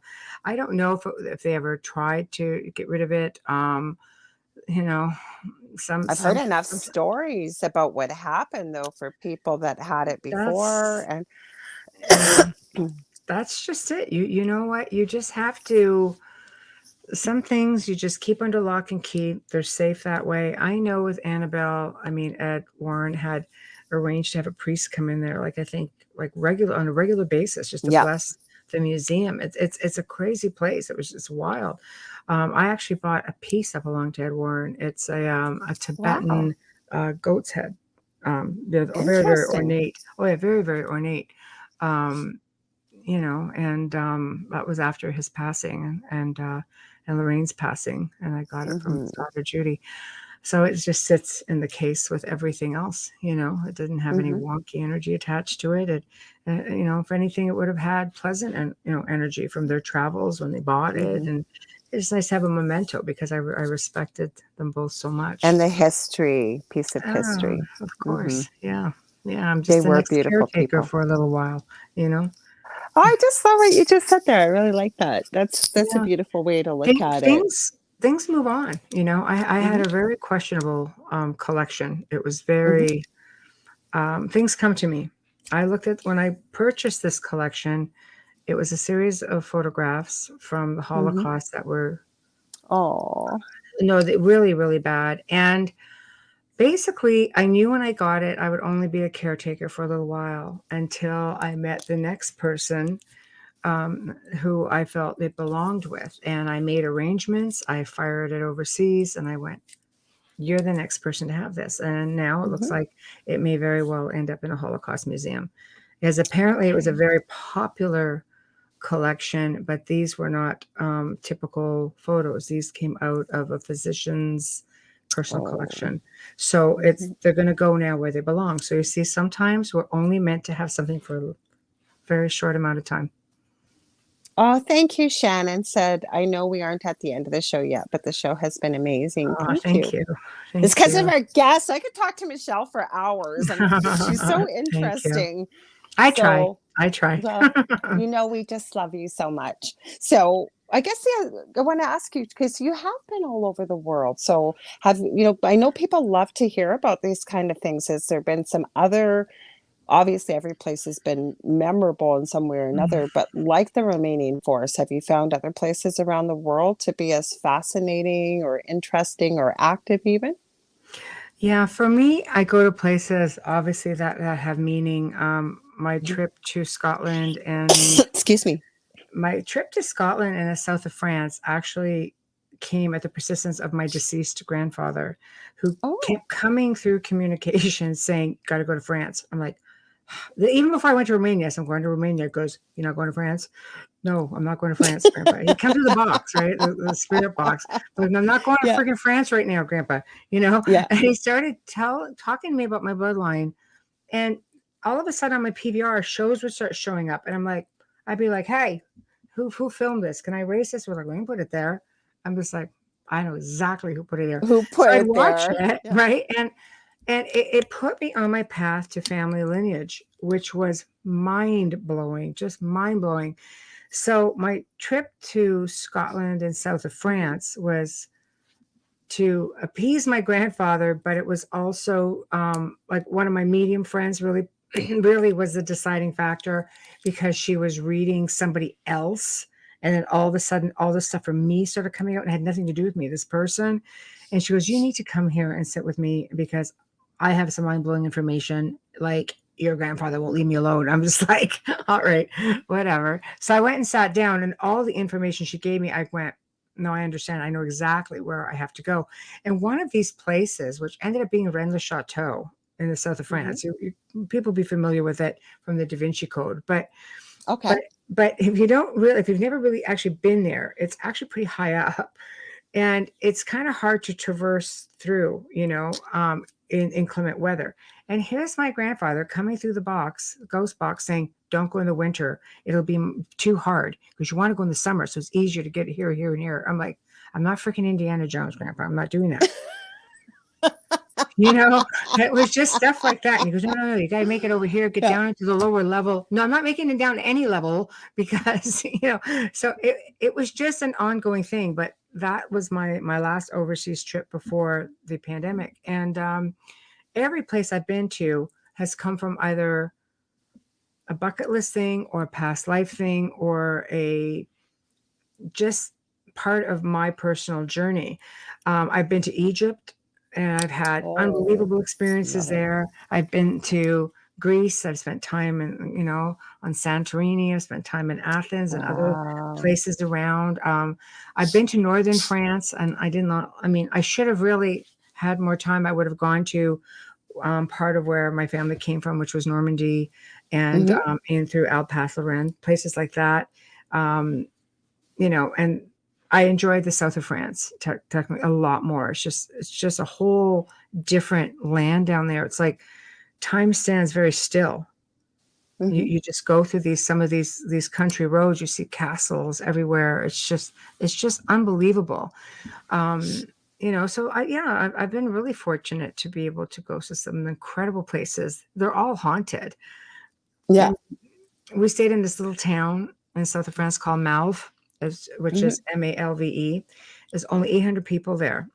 And the building we stayed in was actually all redone in Europe, there's a lot of hostels, and hostels are like Hmm. amazing hotels here, but they're called hostels in Europe. And it shared a courtyard with a castle.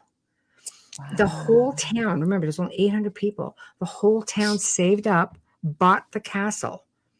And when I was there, they were having it all Wow. restored, and they found the most well preserved collection of Renaissance art in all of France. And they had Wow. people from the Louvre there, and they were actually photographing, preserving, documenting. So they were showing me Wow. photos of this beautiful artwork. It was just like, and this is just one of many castles in the area. So it's just I don't know. There, I don't go unless I don't love it. The Right. Highlands in Scotland. You want to talk like fairyland? Oh my God. The fairy circles, everything throughout the Highlands.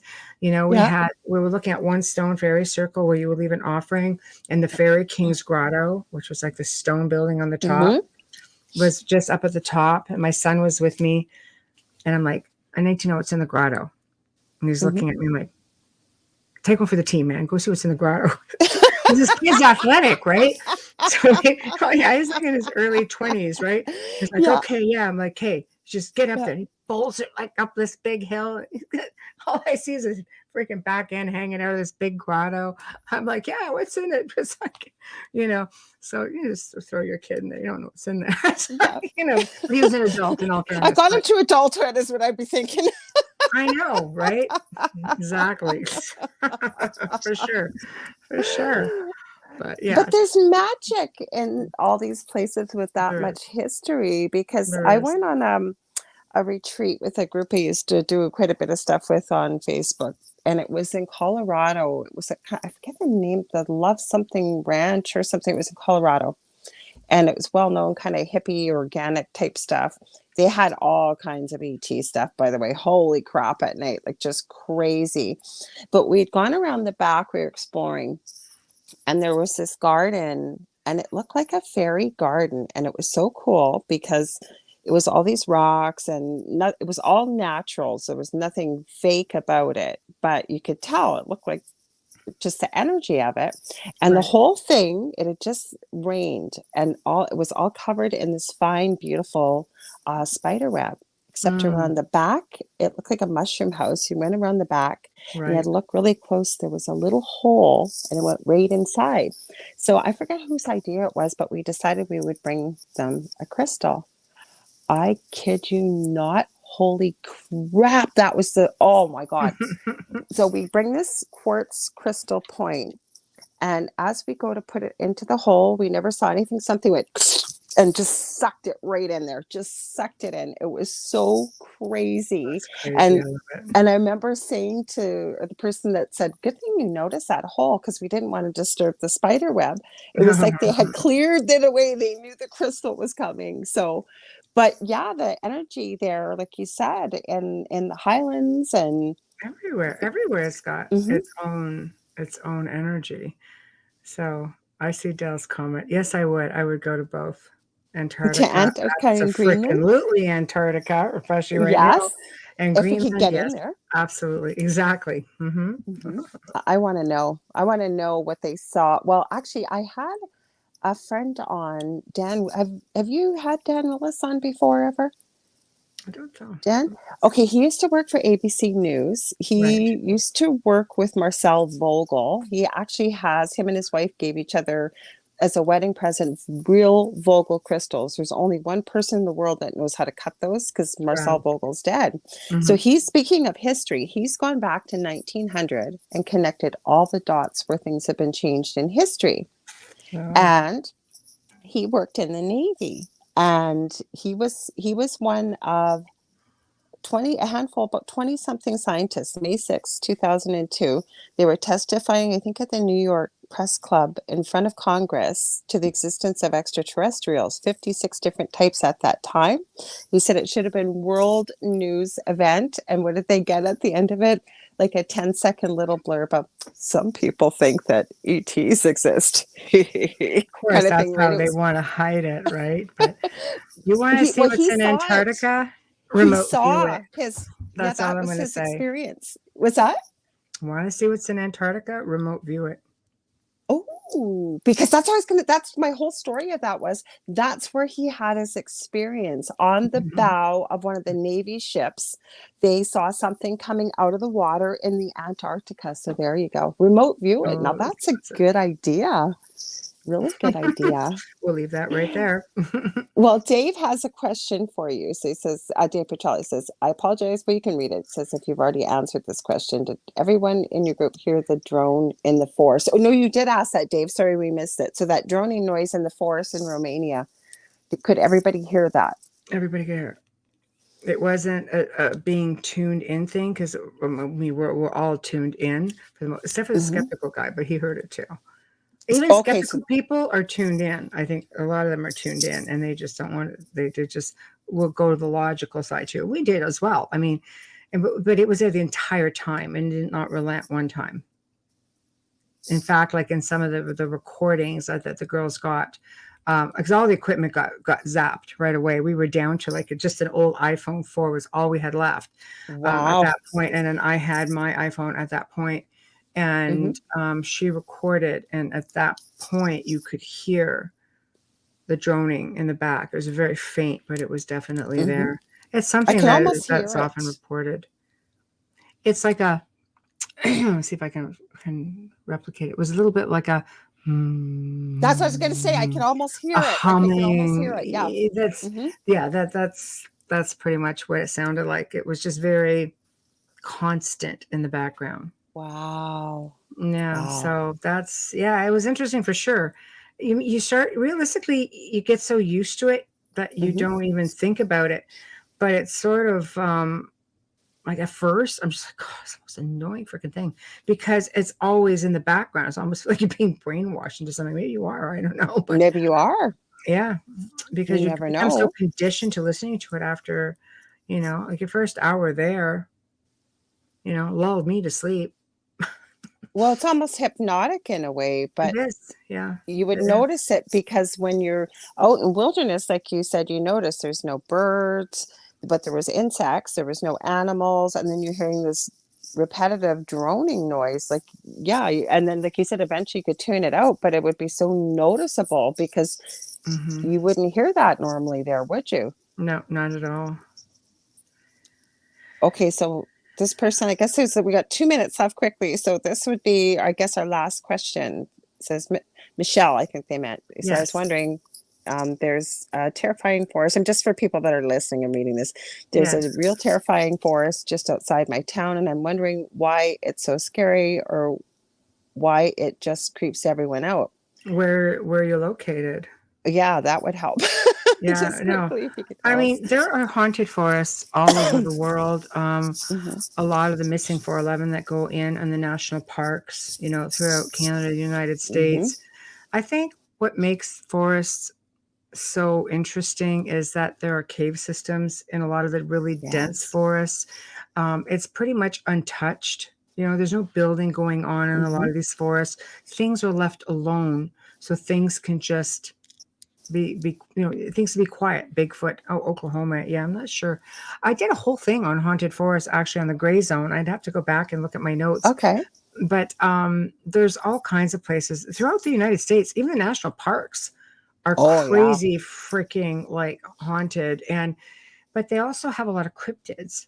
And so there's a belief that there's a Yes. lot of portals in there. Some people would be like, well, Bigfoot. Well, some people believe they're dimensional beings. Other people believe they're extraterrestrial beings. But it's Mhm. like some people are like, no, they're just like a forgotten species. It could be a yes to all. Yeah. We don't know that they're not just slipping into the entranceway of a cave system. But there have been people who have heard sounds, like it sounds like it could be a portal, like just like that sound, just out of nowhere, and it's just all of a sudden it's like they're running, and gone. And you're looking around. They go to the spot. There's no real way he could have just dropped off. Thank you, Del. Mhm. Thank you, Dell. Yeah, there's no real way it could have just dropped off. So you almost have to Mhm, look at other options, either that they have a way of just popping off and thanks, Dave. um, mhm, but it's like the Loch Ness monster. People have dragged that mhm. loch forever, Nessie, saying Yeah. there's no way this loch could sustain an animal this big. So is it Mhm. just going in and out of a portal? Because it's been going on for almost 100 years. It's like, And Norway has one same. too. I've watched Lake documentaries on that. Champlain, Yeah. us too, Mhm. right? Yep. Mhm. Ogopogo. Yeah. They're all over the place. Lake Ontario is said to have one. We know there's Mhm. portals there. We know there's a triangle there. We know there's an underwater base there. Mhm. Um, so I don't know. I think forests tend to be the same in any of my research. People send me in a lot of stories, and I do. I don't know. I personally find a lot of solace in the forest. It's a great place to Mhm. go grounding. It's a great place to spend time in. Trees have their own language. Believe it or not, they do. They Absolutely. Yes. communicate through the roots. They'll Mhm. they'll ground you. Um, but it's also a place where you'll find little people, you'll find cryptids, Mhm. you'll find a lot of We folklore. didn't even go there. I hope you'll come back on because I'd love Absolutely. to talk about. I could talk to you Absolutely. all night. Listen, I know. everybody loved it in the Absolutely. audience. And how could you not? Well, we've run out of time here. So Yes. tell people where to find you, Michelle. Like I said, I'd love to have you back on because so many things I wanted to talk about. What color nail polish are you using? This is actually navy blue. Navy blue. It's got little butterflies on it. There you go. So. Okay, so where can they find you, Michelle? Well, I mean, I'm pretty much all over the place. I have to say social media, I have a difficult time getting to people who message me there because there's several group pages that I'm on and just my personal is overrun. Same with Instagram. I do apologize. I'm not being a snot, but you can always go to michelledesrochers.com, drop me an email, or you can find us on Wednesday and Thursday nights on the Outer Realm with myself and Amelia Pisano every Wednesday and Thursday night, 9 to 11 Central, 8 to 10. Oh, no, 9 to 11 Eastern, 8 to 10 Central. And, you can message me at the Outer Realm contact at gmail.com. And on the Gray Zone Uncensored, 6 to 8 Eastern, 5 to 7 Central every Saturday night with Joe Montaldo. Thank you so much.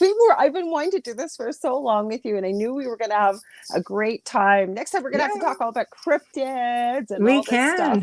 Oh, yes, it was wealth of information. Happy to oblige. Well, thank you. Thank you, Wayne and Dave. And we have Josh and we had Debbie. We had a whole bunch of the Dell. Thank you guys for tuning in that we could see. If I missed your comments, I apologize because we don't always see them here on StreamYard. We see many, but I know on my Facebook profile, we may not see them. I will be back next Monday on same time, same space here at the Angel Rock. I have Chris Matthew from Forbidden Knowledge News Network coming on. And if you ever want to get a hold of me very quickly, you can get a hold of me on facebook.com/the Angel Rock. You ever want to book a reading? I do mentoring and I do a lot of healing work too. So I'd love to connect with you. Michelle, thank you again. This went by way too quick. It did. It was my pleasure. It was a lot of fun. Thank you for having me. Thank you for being here. Be sure to check out Michelle and Amelia show and Michelle and Joe show on Saturday as my eyes are watering.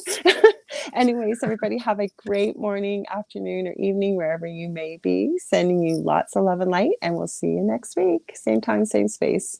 Bye.